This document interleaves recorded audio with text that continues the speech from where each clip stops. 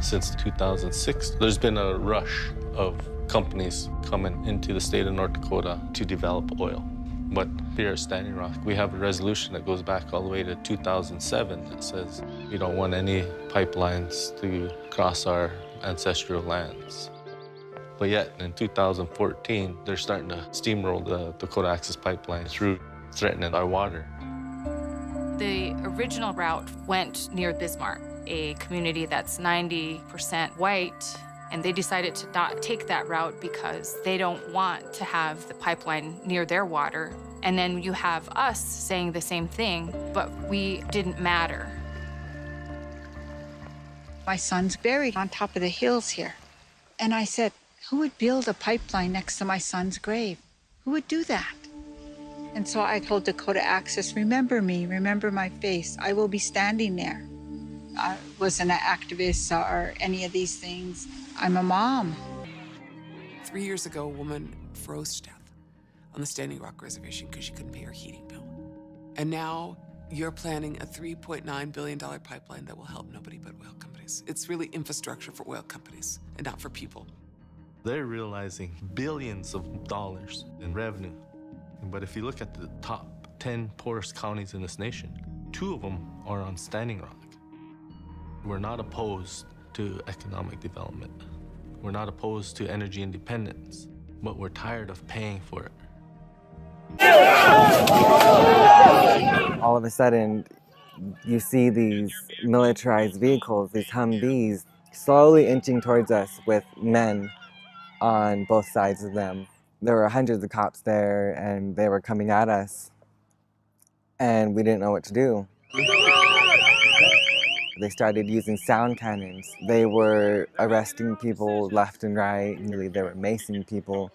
They were hitting people with batons. You know, witnessing all this, it's scary. I think the candidates aren't really talking about is the Dakota Access Pipeline. Is that something that you would consider intervening in? People have called for your administration to make a call. We're monitoring this closely.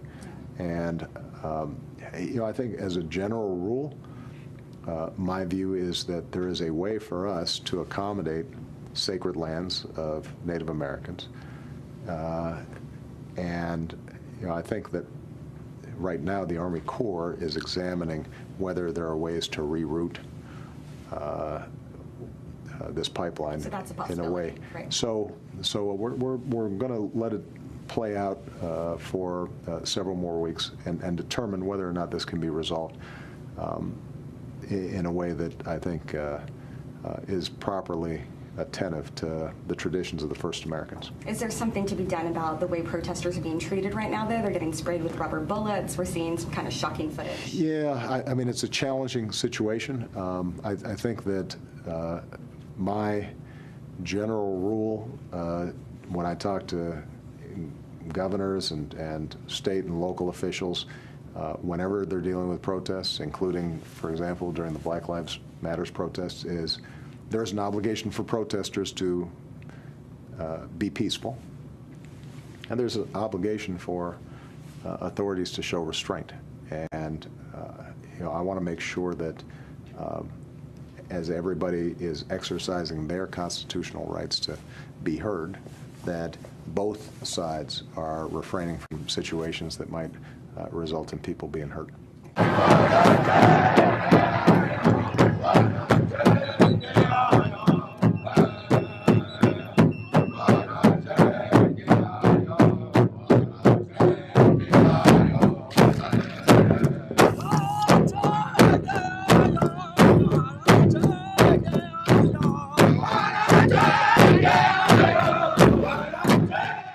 Those are burial sites up on that hill. They are in our land. We asked them to back off the other day. They come back. They are not to be on that land. Our ancestors are on that land. Our people have come together. We're here for prayer. We're here to stop this with prayer. But they are pushing.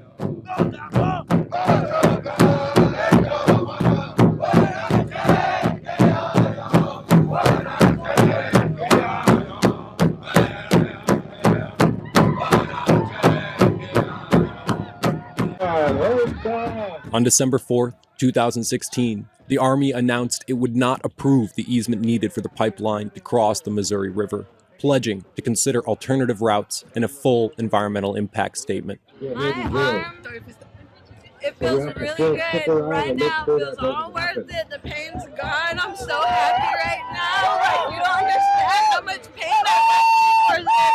I went through it. It feels so good to have a win. As an Indigenous person, sometimes growing up, you feel like nobody sees you. You feel like people don't want you around.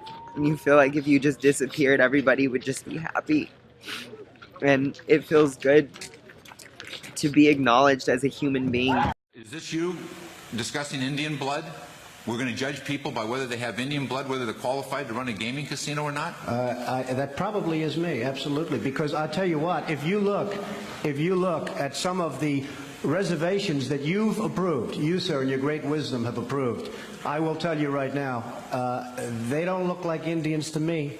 And they don't look like to Indians. Now, maybe we say politically correct or not politically correct. They don't look like Indians to me, and they don't look like Indians to Indians. And a lot of people are laughing at it, and you're telling how tough it is, how rough it is to get approved. Well, you go up to Connecticut, and you look. Now, they don't look like Indians to me, sir. I'm pleased to announce that the Dakota Access Pipeline, which I just mentioned, is now officially open for business, a $3.8 billion investment in American infrastructure that was stalled, and nobody thought any politician would have the guts to approve that final leg. And I just closed my eyes and said, do it. And you know, when I approved it, it's up, it's running, it's beautiful, it's great. Everybody's happy, the sun is still shining, the water is clean.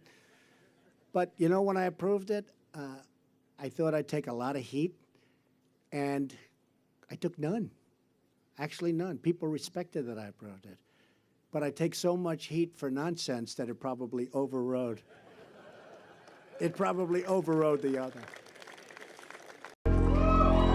Choctaw Nation, Alaska Natives, my brothers of Crow Nation, brothers and sisters here, because I pledged to all of you when I first ran for president that I'd be a partner with all of you in the spirit of a true nation-to-nation relationship, and I hope I've done right by you.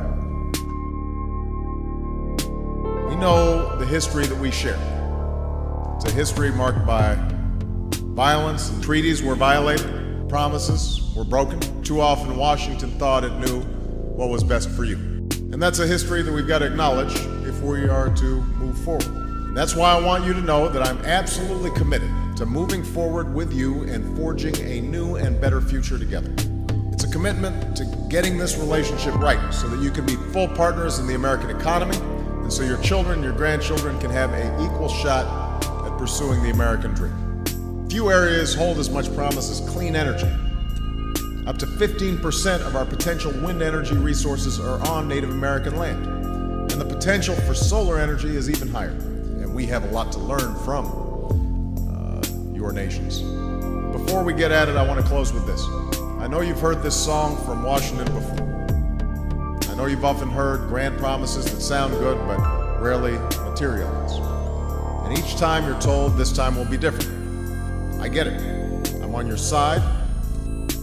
I understand what it means to be an outsider. I know what it means to feel ignored and forgotten, and what it means to struggle. So you will not be forgotten as long as I'm in this White House.